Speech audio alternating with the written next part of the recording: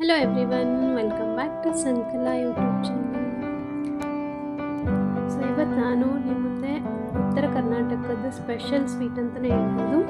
ಇದನ್ನ ನಾವು ಸಂಕ್ರಾಂತಿ ಟೈಮಲ್ಲಿ ಕಂಪಲ್ಸರಿ ಉತ್ತರ ಕರ್ನಾಟಕದ ಸೈಡ್ ಅವರಾಗಿದ್ದರೆ ಮಾಡಿರ್ತಾರೆ. ಸೊ ಇದನ್ನ ಬಂದುಬಿಟ್ಟು ನಾವು ಶೇಂಗಾ ಹೋಳಿಗೆ ಅಂತ ಹೇಳ್ತೀವಿ. ಸೊ ಇವತ್ತು ನಾನು ನಿಮ್ಮ ಮುಂದೆ ಶೇಂಗಾ ಹೋಳಿಗೆ ಮಾಡೋದು ಯಾವ ಥರ ಅಂತ ಹೇಳ್ಬಿಟ್ಟು ತೋರಿಸ್ಕೊಡ್ತೀನಿ. ಸೊ ಇಲ್ಲಿ ಮೊದಲನೇದಾಗಿ ನಾನು ಶೇಂಗಾ ಹೋಳಿಗೆ ಮಾಡೋಕ್ಕೆ ಗೋಧಿ ಹಿಟ್ಟನ್ನ ನೆನೆ ಇಟ್ಕೊಳ್ತಾ ಇದ್ದೀನಿ. ಸೊ ಇಲ್ಲಿ ನಾನು ಊರಿಂದ ಗೋಧಿ ಬೀಸ್ಕೊಂಡು ಬಂದಿರೋ ಹಿಟ್ಟನ್ನ ಇದು. ಸೊ ಅದನ್ನ ನೀಟಾಗಿ ನಾನು ಚಾನೆ ಇಟ್ಕೊಂಡ್ಬಿಟ್ಟು ಅಳತೆ ಪ್ರಕಾರ ನೀವು ಗೋಧಿ ಹಿಟ್ಟನ್ನ ಮೆದುವಾಗಿ ನಾದ್ಕೊಂಡ್ಬಿಟ್ಟು ಸೈಡಲ್ಲಿ ಎತ್ತಿಟ್ಕೊಳ್ಳಿ. ಸೊ ಇಲ್ಲಿ ನೋಡ್ತಿದ್ದೀರಲ್ವ, 1 ಬೌಲ್ ಆಗೋಷ್ಟು ಗೋಧಿ ಹಿಟ್ಟನ್ನ ತೊಗೊಂಡಿದ್ದೀನಿ. ಆದಮೇಲೆ ಅದಕ್ಕೆ ನಾನು ಒಂದು 2-3 ಟೇಬಲ್ ಸ್ಪೂನ್ ಆಗೋಷ್ಟು ಚಿರೋಟಿ ರವೆ, ಆಮೇಲೆ 1 ಟೇಬಲ್ ಸ್ಪೂನ್ ಆಗೋಷ್ಟು ಉಪ್ಪನ್ನ ಆ್ಯಡ್ ಮಾಡಿದ್ದೀನಿ. ಸೊ ಇದೆಲ್ಲ ಹಾಕ್ಕೊಂಡ್ಬಿಟ್ಟು ನಾವು ಫಸ್ಟು ಮಿಕ್ಸ್ ಮಾಡ್ಕೊಳ್ಬೇಕು. ಸೊ ಮಿಕ್ಸ್ ಮಾಡ್ಕೊಂಡಾದ ನಂತರ ಸ್ವಲ್ಪನೇ ನೀರು ಹಾಕ್ಕೊಂಡ್ಬಿಟ್ಟು ತುಂಬ ಹದವಾಗಿ ನಾವು ಗೋಧಿ ಹಿಟ್ಟನ್ನ ನಾದ್ಕೊಂಡ್ಬಿಟ್ಟು ಇಟ್ಕೊಳ್ಬೇಕು. ಸೊ ನೋಡ್ತಾ ಇದ್ರಲ್ವ, ತುಂಬ ಅಳುಕು ಆಗಿರಬಾರ್ದು, ಹಿಟ್ಟು ತುಂಬ ಗಟ್ಟಿನೂ ಆಗಿರಬಾರ್ದು. ಸೊ ಆ ಹದದಲ್ಲಿ ನೀವು ಶೇಂಗಾ ಹೋಳಿಗೆಗೆ ಹಿಟ್ಟನ್ನ ನಾದ್ಬಿಟ್ಟು ಸೈಡಲ್ಲಿ ಎತ್ತಿಟ್ಕೊಳ್ಬೇಕು. ಸೊ ಇದನ್ನ ನಾವು ನೆನೆಯೋಕ್ಕೆ ಇಟ್ಕೊಳ್ಳೋಣ. 1-2 ಅವರ್ ಆದರೂ ನೆನೆದ್ರೆ ಹಿಟ್ಟು ಚೆನ್ನಾಗಿರುತ್ತೆ, ಹೋಳಿಗೆ ತುಂಬ ಸ್ಮೂತಾಗಿ ಬರುತ್ತೆ. ಸೊ ಹಿಟ್ಟು ನೆನೆಯೋಷ್ಟರಲ್ಲೇ ಇಲ್ಲಿ ನಾನು ಶೇಂಗಾ, ಬೆಲ್ಲ, ಆಮೇಲೆ 1 ಕಪ್ ಆಗೋಷ್ಟು ಬಿಳಿ ಎಳ್ಳನ್ನ ತೊಗೊಂಡಿದ್ದೀನಿ ಹೋಳಿಗೆಗೆ ಕಣಕ ರೆಡಿ ಮಾಡ್ಕೊಳ್ಳೋಕ್ಕೆ ಅಂತ ಹೇಳ್ಬಿಟ್ಟು. ಸೊ ಇಲ್ಲಿ ಮೊದಲನೇದಾಗಿ ನಾನು 1 ಬೌಲಲ್ಲಿ ಶೇಂಗಾನ ತೊಗೊಂಡ್ಬಿಟ್ಟು ಅದನ್ನ ನೀಟಾಗಿ ಫ್ರೈ ಮಾಡ್ಕೊಳ್ತಾ ಇದ್ದೀನಿ. ಯೂಶ್ವಲಿ ಉತ್ತರ ಕರ್ನಾಟಕದ ಸೈಡು 2 ಟೈಪ್ ಶೇಂಗಾ ಸಿಗುತ್ತೆ, ಅಥವಾ ಕಡಲೆ ಬೀಜ ಅಂತಲೂ ಹೇಳ್ತಾರೆ. ಒಂದು ಬಂದುಬಿಟ್ಟು ಬೆಳ್ಳಿ ಶೇಂಗಾ ಅಂತ ಹೇಳ್ತೀವಿ, ಇನ್ನೊಂದು ಕಡಲೆ ಶೇಂಗಾ ಅಂತ ಹೇಳ್ತೀವಿ. ಶೇಂಗಾ ಹೋಳಿಗೆ ಮಾಡೋಕ್ಕೆ ನಾವು ಬೆಳ್ಳಿ ಶೇಂಗಾ ಅಂತ ಹೇಳಿಬಿಟ್ಟು ಯೂಸ್ ಮಾಡ್ತಾರೆ. ಸ್ವಲ್ಪ ಉದ್ದುದ್ದಾಗಿ ಬರುತ್ತೆ, ಅದು ಡಿಫ್ರೆಂಟಾಗಿರುತ್ತೆ. ಸೊ ನಾನು ಸಹ ಇಲ್ಲಿ ಬೆಳ್ಳಿ ಶೇಂಗಾನೇ ಹೋಳಿಗೆ ಮಾಡೋಕ್ಕೆ ಯೂಸ್ ಮಾಡ್ತಾ ಇರೋದು. ಸೊ ಇಲ್ಲಿ ನೋಡ್ತಿದ್ದೀರಲ್ವ, ಈ ಥರ ಲೋ ಫ್ಲೇಮ್ ಇಟ್ಬಿಟ್ಟು ನಾವು ನೀಟಾಗಿ ಫ್ರೈ ಮಾಡ್ಕೊಳ್ಬೇಕು. ಸೊ ನೋಡ್ತಾ ಇದ್ದೀರಲ್ಲ, ಒಂದು ಸೈಡ್ ನಾನು ಫ್ರೈ ಮಾಡಿರೋದನ್ನ ಹಾಕಿದ್ದೀನಿ, ಇನ್ನೊಂದು ಸೈಡು ಅದರ ಮೇಲ್ಗಡೆ ಇರೋ ಸಿಪ್ಪೆನೆಲ್ಲ ತೆಗೆದ್ಬಿಟ್ಟು ಇಟ್ಕೊಂಡಿದ್ದೀನಿ. ಸೊ ಎಲ್ಲ ಶೇಂಗಾನು ನೀಟಾಗಿ ಸಿಪ್ಪೆ ತೆಗೆದಿಟ್ಬಿಟ್ಟು ಅದನ್ನ ನಾವು ಪೌಡರಾಗಿ ಮಾಡ್ಕೊಳ್ಬೇಕು. ಸೊ ಮಾಡ್ಕೊಳ್ಳೋಕ್ಕಿಂತ ಮುಂಚೆ ನಾನಿಲ್ಲಿ 1 ಕಪ್ ಆಗೋಷ್ಟು ಬಿಳಿ ಎಳ್ಳನ್ನ ತೊಗೊಂಡ್ಬಿಟ್ಟು ಅದನ್ನು ಸಹ ನಾನು ಲೋ ಫ್ಲೇಮಲ್ಲಿ ನೀಟಾಗಿ ಫ್ರೈ ಮಾಡ್ಕೊಳ್ತಾ ಇದ್ದೀನಿ. ಶೇಂಗಾ ಹೋಳಿಗೆಗೆ ಶೇಂಗಾ ಮತ್ತು ಎಳ್ಳು ಎರಡೂ ಹಾಕಿಬಿಟ್ಟು ಹೋಳಿಗೆ ಮಾಡಿದರೆ ಸಖತ್ ಟೇಸ್ಟಿಯಾಗಿರುತ್ತೆ. ಸೊ ಇಲ್ಲಿ ನೋಡ್ತಾ ಇರ್ಬೋದಲ್ವ, ಹುರಿದಿಟ್ಕೊಂಡಿರೋಂತಹ ಶೇಂಗಾ ಈ ಥರ ಬ್ರೌನ್ ಕಲರ್ ಬರೋ ತನಕ ನಾವು ಶೇಂಗಾನ ಹುರ್ಕೊಳ್ಬೇಕು, ಅಂದರೆ ಮಾತ್ರ ಹೋಳಿಗೆ ತುಂಬ ರುಚಿಯಾಗಿ ಬರುತ್ತೆ. ಅದನ್ನ ನಾನು ಪೌಡರ್ ಮಾಡ್ಕೊಳ್ತಾ ಇದ್ದೀನಿ.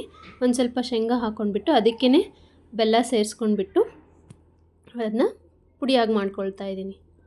ಸೊ ಇಲ್ಲಿ ನೋಡ್ತಾ ಇದ್ದೀರಲ್ವ, ಈ ಥರ ಫೈನ್ ಪೇಸ್ಟಾಗಿ ಅಥವಾ ಪುಡಿಯಾಗಿ ಮಾಡ್ಕೊಂಡ್ಬಿಟ್ಟು ಹೋಳಿಗೆಗೆ ಕಣಕ ಮಾಡ್ಕೊಳ್ಳೋಕ್ಕೆ ರೆಡಿ ಮಾಡ್ಕೊಳ್ತಾ ಇದ್ದೀನಿ. ಸೊ ಹಳ್ಳಿ ಸೈಡೆಲ್ಲ ಆಗಿದ್ದರೆ ಶೇಂಗಾನ ಹೋಗ್ಬಿಟ್ಟು ಗುಂಡಿಗೆ ರುಬ್ಕೊಂಡು ಬರ್ತಾರೆ. ಬಟ್ ಲಾಸ್ಟ್ ಇಯರ್ ನಾನು ಸಹ ಊರಲ್ಲಿ ಸೆಲೆಬ್ರೇಟ್ ಮಾಡಿದ್ದೆ ಸಂಕ್ರಾಂತಿ ಹಬ್ಬ. ಆವಾಗೆಲ್ಲ ಶೇಂಗಾನ ಗುಂಡಿಂದ ರುಬ್ಕೊಂಡು ಬಂದುಬಿಟ್ಟು ಹೋಳಿಗೆನ ಮಾಡಿದ್ವಿ. ಅದು ಒಂಥರ ಡಿಫ್ರೆಂಟ್ ಎಕ್ಸ್ಪೀರಿಯನ್ಸ್ ಆ್ಯಕ್ಚುಲಿ. ಸೊ ಇವಾಗ ತುಂಬಾ ಕಡಿಮೆ ರುಬ್ಬೋದು, ಎಲ್ಲರೂ ಆಲ್ಮೋಸ್ಟ್ ಮಿಕ್ಸಿಗೆ ಹಾಕ್ಕೊಂಡ್ಬಿಟ್ಟು ಹೋಳಿಗೆನ ಮಾಡ್ತಾರೆ. ಸೊ ಇಲ್ಲಿ ನಾನು ಶೇಂಗಾ ಹೋಳಿಗೆಗೆ ನೀಟಾಗಿ ಪೌಡರ್ನ ರೆಡಿ ಮಾಡಿಕೊಂಡೆ. ಸೊ ನೀವು ಅಳತೆ ಪ್ರಕಾರ ಬೆಲ್ಲನ ಹಾಕ್ಕೊಳ್ಳಿ, ಎಷ್ಟು ಶೇಂಗಾ ತೊಗೊಂಡಿರ್ತೀರಿ ಅಷ್ಟೇ ಅಳತೆಯಲ್ಲಿ ಬೆಲ್ಲನ ತೊಗೊಂಡ್ಬಿಟ್ಟು ಪುಡಿ ಮಾಡ್ಕೊಳ್ಳಿ. ಸೊ ಶೇಂಗಾ ಹೋಳಿಗೆ ಮಾಡೋಕ್ಕೆ ಇಲ್ಲಿ ಪುಡಿ ರೆಡಿ ಮಾಡಿದ್ದೀನಿ. ಈ ಪುಡಿನ ನಾವು ಹೋಳಿಗೆ ಮಾಡೋಕ್ಕೆ ಅಂತ ಹೇಳಿಬಿಟ್ಟು ಕಲಿಸ್ಕೊಳ್ಬೇಕು. ಶೇಂಗಾ ಹೋಳಿಗೆಗೆ ಯಾವ ಥರ ನಾವು ಕಣಕನ ಕಲಿಸ್ಕೊಳ್ತೀವಿ ಅದು ತುಂಬಾ ಇಂಪಾರ್ಟೆಂಟ್ ಆಗುತ್ತೆ ಆ್ಯಕ್ಚುಲಿ. ಚೂರು ನೀರು ಹಾಕ್ಕೊಂಡ್ಬಿಟ್ಟು ಅದನ್ನು ಕಲಿಸ್ಕೊಂಡು ಹೋಗಬೇಕು. ಸ್ವಲ್ಪ ನೀರು ಹೆಚ್ಚು ಕಡಿಮೆ ಆದರೆ ಕಂಪ್ಲೀಟ್ ಹೋಳಿಗೆದ ರೆಸಿಪಿನೇ ಹಾಳಾಗೋಗ್ಬಿಡುತ್ತೆ. ಸೊ ಅದಕ್ಕೆ ನೀವು ನೋಡ್ಕೊಂಡ್ಬಿಟ್ಟು ನೀರನ್ನ ಆ್ಯಡ್ ಮಾಡ್ಕೊಂಡ್ಬಿಟ್ಟು ಕಣಕನ ಮಿಕ್ಸ್ ಮಾಡ್ಕೊಳ್ಳಿ. ಸೊ ಇಲ್ಲಿ ನೋಡ್ತಾ ಇದ್ದೀರಲ್ವ, ಒಂದು ಸ್ವಲ್ಪನೇ ನೀರು ಹಾಕಿರೋದು ನಾನು. ಅದೇ ಒಂದು ಸ್ವಲ್ಪ ನೀರಲ್ಲೇ ನಾನು ಶೇಂಗಾ ಹೋಳಿಗೆಗೆ ಪುಡಿನ ನಾದ್ಕೊಂಡು ಇಟ್ಕೊಂಡಿದ್ದೀನಿ. ಇದನ್ನು 1-2 ಅವರು ನೆನೆಯೋಕ್ಕೆ ಇಟ್ಟಿದ್ದೀನಿ ನಾನು. ಸೊ ಇವಾಗ ಕಣಕನೂ ಶೇಂಗಾ ಪುಡಿದು ಕಣಕ ತುಂಬ ಚೆನ್ನಾಗಿ ನೆಂದಿದೆ. ಸೊ ನೋಡ್ತಾ ಇರ್ಬೋದು, ಇದು ಎಷ್ಟು ಜಾಸ್ತಿ ಇಡ್ತೀವಿ ಅಷ್ಟೊಂದು ಎಣ್ಣೆ ಎಲ್ಲ ಬಿಡುತ್ತೆ ಆ್ಯಕ್ಚುಲಿ. ಅಂದಾಗ ಹೋಳಿಗೆ ತುಂಬಾ ರುಚಿಯಾಗಿ ಬರುತ್ತೆ. ಸೊ ನೋಡ್ತಾ ಇದ್ದೀರಲ್ವ ಎಷ್ಟು ಮೆದುವಾಗಿ ಅದು ಕಣಕ ಚೆನ್ನಾಗಿ ನೆಂದಿದೆ ಅಂತ ಹೇಳಿಬಿಟ್ಟು. ಸೊ ಇವಾಗ ಹಿಟ್ಟು ಸಹ ನೆಂದಿದೆ, ಹೋಳಿಗೆ ಕಣಕದ್ದು ಹಿಟ್ಟನ್ನ ರೆಡಿ ಮಾಡಿದ್ದೀನಿ.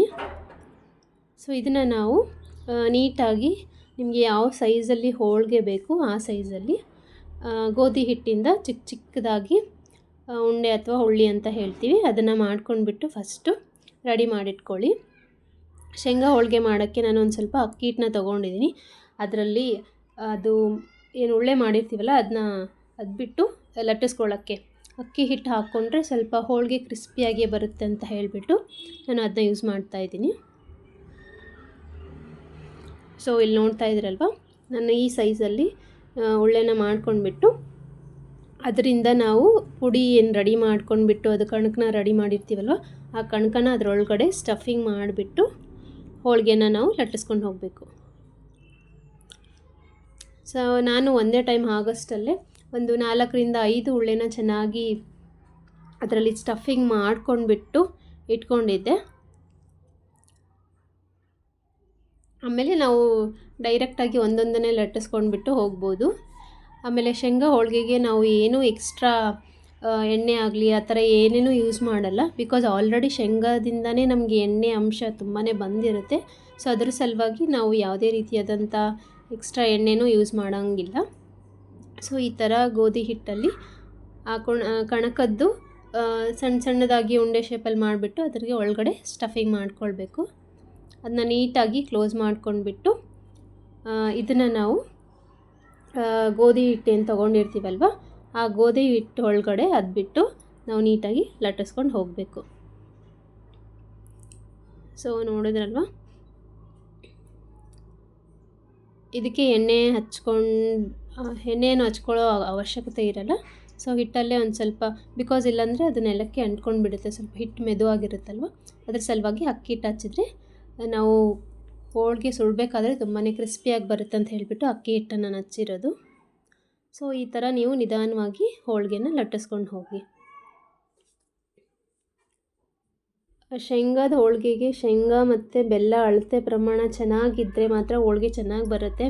ಇನ್ ಕೇಸ್ ನೀವು ಬೆಲ್ಲ ಜಾಸ್ತಿ ಹಾಕಿಬಿಟ್ರೆ ಹೋಳಿಗೆ ಕುದಿಯೋಕ್ಕೆ ಸ್ಟಾರ್ಟ್ ಮಾಡುತ್ತೆ ಯಾವಾಗ ನೀವು ಬೇಯಿಸ್ಬೇಕಾದ್ರೆ. ಸೊ ಅದಕ್ಕೆ ನೀವು ಅಳತೆ ಪ್ರಮಾಣ ನೀಟಾಗಿ ನೋಡ್ಕೊಂಡ್ಬಿಟ್ಟು ಹೋಳಿಗೆಗೆ ರೆಡಿ ಮಾಡ್ಕೊಳ್ಳಿ. ಸೊ ನಾನಿಲ್ಲಿ ಯೂಸ್ ಮಾಡಿರೋದು ಮನೆಯಲ್ಲಿ ಬೀಸ್ಕೊಂಡು ಬಂದಿರೋಂಥ ಗೋಧಿ ಹಿಟ್ಟು. ಕೆಲವೊಬ್ಬರು ಮೈದಾ ಹಿಟ್ಟನ್ನು ಸಹ ಯೂಸ್ ಮಾಡ್ತಾರೆ. ಸೊ ಆಪ್ಷನಲ್ಲು ನಿಮಗೆ ಗೋಧಿ ಹಿಟ್ಟು ಅಥವಾ ಮೈದಾ ಹಿಟ್ಟು ಎರಡರಲ್ಲಿ ಯಾವುದಾದ್ರೂ ಒಂದನ್ನು ಯೂಸ್ ಮಾಡ್ಬೋದು. ಸೊ ನೋಡಿದ್ರಲ್ವ, ಈ ಥರ ನಾನು ಹೋಳಿಗೆನ ಲಟ್ಟಿಸ್ಕೊಂಡು ಇಟ್ಕೊಂಡಿದ್ದೆ ಸೈಡಲ್ಲಿ ಒಂದೆರಡು. ಅದಾದ ನಂತರ ಇಲ್ಲಿ ಹಂಚು ಸಹ ಬಿಸಿಯಾಗಿದೆ. ಆ ಬಿಸಿಯಾಗಿರೋ ಹಂಚಿಗೆ ನಾವು ಹೋಳಿಗೆನ ಹಾಕ್ಕೊಂಡ್ಬಿಟ್ಟು ಬೇಯಿಸ್ಕೊಳ್ಳೋಣ. ಸೊ ತುಂಬಾ ಮೀಡಿಯಮ್ ಫ್ಲೇಮ್ ಇಟ್ಬಿಟ್ಟು ಹೋಳಿಗೆನ ನೀಟಾಗಿ ಬೇಯಿಸ್ಕೊಳ್ಳಿ. ಸೊ ಅಂದಾಗ ಒಳಗಡೆ ಇರೋಂತಹ ಶೇಂಗಾದ ಮತ್ತು ಎಳ್ಳು ಬೆಲ್ಲ ಏನು ಅದು ಕಣಕ ಮಾಡಿರ್ತೀವಲ್ಲ ಅದನ್ನ ನೀಟಾಗಿ ಬೇಯಬೇಕು. ಅಂದಾಗ ಮಾತ್ರ ಹೋಳಿಗೆ ತುಂಬಾ ರುಚಿಯಾಗಿರುತ್ತೆ. ಸೊ ನೋಡಿದ್ರಲ್ವ, ಈ ಥರ ಹೋಳಿಗೆನ ನಾವು ಎರಡೂ ಸೈಡಲ್ಲಿ ಬೇಯಿಸ್ಕೊಳ್ಬೇಕು.